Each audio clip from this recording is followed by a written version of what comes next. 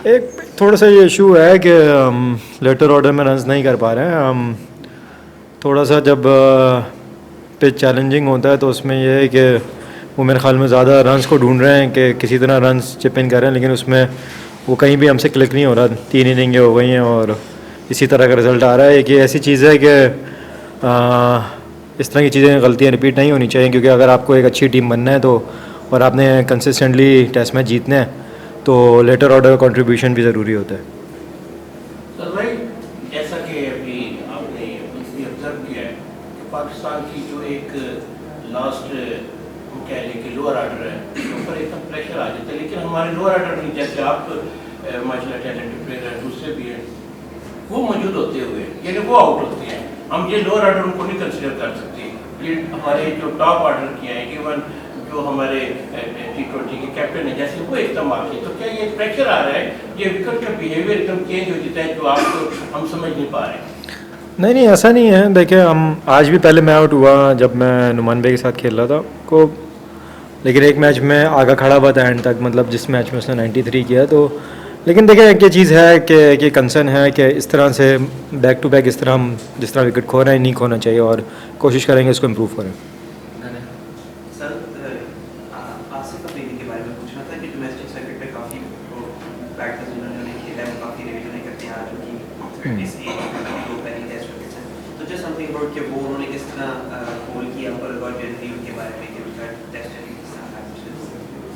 देखिए, मैं बहुत खुश हूँ उनके लिए कि उनको टेस्ट डेब्यू हुआ है उनका, और बहुत मेरे ख्याल से लेट है उनके लिए, लेकिन ये है कि चले उनको मिला तो सही।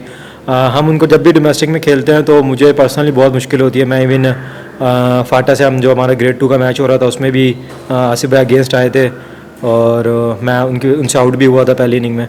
तो हमेशा से मतलब जब भी उनके अगेंस्ट खेलते हैं तो वो हमेशा परेशानी, उनको एक्सपीरियंस इतना है, जिस तरह देख सकते हैं कि वो एक्सपीरियंस अपना इस्तेमाल भी करते हैं, और वो नज़र भी आया है कि सिर्फ उन्होंने 10 ओवर में 19 रन दिए हुए थे एक टाइम पे, और कितना कंट्रोल और उनका कितना एक्सपीरियंस नज़र आता है। ये शो करता है कि जिसने बहुत ज़्यादा डोमेस्टिक क्रिकेट खेली हो और वो डोमेस्टिक खेल के आया हो तो उसको फिर इस लेवल पे आगे इतनी मुश्किलात नहीं होती। सर, पाकिस्तान की अगर बैटिंग की बात की जाए 333 तो पाकिस्तान नहीं, लेकिन पाकिस्तान 4 कैचेस भी ड्रॉप हुए उसके बावजूद 333, लेकिन 3 स्पिनर जो टीम का कॉम्बिनेशन है उसमें आप नहीं समझते कि कप्तान जो है थोड़ा सा कंफ्यूज है।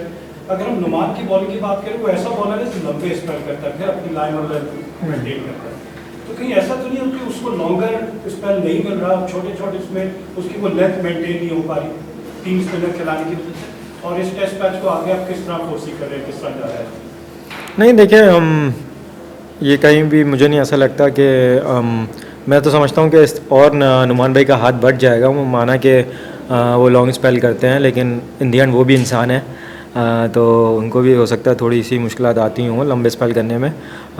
तो मैं नहीं समझता कि 3 स्पिनर खिलाना का कोई वो मसले की बात थी, और जिस तरह आसिफ भाई ने आपने उन्हें बॉलिंग करते हुए उनको देखा होगा, तो मैं समझता हूँ आखिर में उन्होंने ही हमें आखिर में 2 आउट करके ब्रेक थ्रू दिलाए, और मैच काफ़ी इवनली जा रहा है अभी। और मैं समझता हूँ कि कल आके जो पहला सेशन होगा वो हमारे लिए बहुत ज़्यादा इंपॉर्टेंट होगा।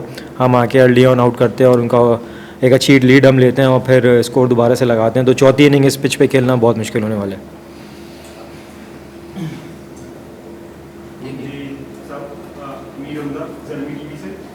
मेरा सवाल ये है कि जैसे आपने अभी बताया कि कल का सेशन बहुत इंपॉर्टेंट होगा, आज भी जो फर्स्ट सेशन था वो काफ़ी ट्रबलसम लग रहा था कि जैसे बड़ी मुश्किल से उसको मैनेज किया जा रहा है, तो आप किस तरह से देखते हैं? अब कल का एक नया दिन होगा, पिच थोड़ी सी और डिटोरिएट होगी, तो किस तरह से देख रहे हैं कि कहाँ रिस्ट्रिक्ट करेंगे south Africa? What is the plan? देखिए, प्लान तो यही है कि जितना जल्दी हम उनको आउट कर सकें। हम देखते हैं कि वो कल रोल कौन सा लेते हैं पिच के ऊपर। बहुत इंपॉर्टेंट होगा, क्योंकि मैं श्योर नहीं हूँ कि हो सकता है वो हैवी रोल हैं, वो किस तरह पिच को खिलाए, और तो मुझे देखना पड़ेगा। हम मैं जिस तरह समझ रहा था कि पिच में स्पिन बढ़ेगा आज, लेकिन पिच बहुत बेहतर खेला, इतना ज़्यादा स्पिन नहीं हो रहा था, और अगर हो भी रहा था तो बहुत टाइम मिल रहा था। तो कल अर्ली ऑन आके हम देखते हैं कि पहले आधा घंटा बहुत ज़्यादा इंपॉर्टेंट होगा। अगर उसमें हमें स्पिन मिलते हैं और हम अर्ली ब्रेक थ्रू लेते हैं तो हम बहुत ज़्यादा गेम मेन हो जाएंगे। आप स्पिनर्स को अच्छा खेलते हैं और जो स्पिन को अच्छा खेलते हैं दैट मींस कि उससे नो हाउ पिच की है अच्छी, आप एक तो बताएं कि लोअर टेस्ट से क्या ये ज़्यादा डिट्यूरेट कर रही है डॉल्फिन टेस्ट की पिच, और दूसरा ये कि रैंडम क्वेश्चन है, पिच को समझना भी बहुत एक इम्पॉर्टेंट होता है टीम मैनेजमेंट में या प्लेयर्स में, कौन आप समझते हैं कि ज़्यादा पिच को अच्छा समझते हैं? देखिए पिच का बहुत इंपॉर्टेंट रोल होता है टेस्ट क्रिकेट में। तो कहीं कहीं हमने ऐसा देखा है कि जब हम वेस्ट इंडीज़ के खिलाफ खेले सेकंड टेस्ट में, तो वो जब स्पिन जब बना तो वो बहुत ज़्यादा स्पिन बन गया था। तो मैं समझता हूँ ये बहुत अच्छा पिच है, इसी तरह का पिच होना चाहिए। इसमें अब देखें फास्ट बॉलर भी थोड़ा प्ले में है, अगर बेटर टाइम ले रहा है, जिस तरह उनका साउथ अफ्रीका वाला भी जिस तरह स्टब्स खेला आखिर में आके, तो जो उसमें टाइम ले रहा है उसको रन्स भी मिलेंगे और फिर स्पिनर का भी रोल प्ले में आएगा। मैं समझता हूँ ये काफ़ी बेहतर पिच है। बाकी मैं थोड़ा सवाल भी भूल गया आपका। कौन सबसे ज़्यादा बेहतर समझता है पिच? पिच को समझना भी सभी तो ये है कि सबको एक्सपीरियंस होता है, इतनी क्रिकेट खेल के होते हैं, तो ये कि अजहर भाई भी बहुत अच्छा पिच को रीड करते हैं, तो उनसे भी बहुत मशवरा रहता है। Thank you so much. बस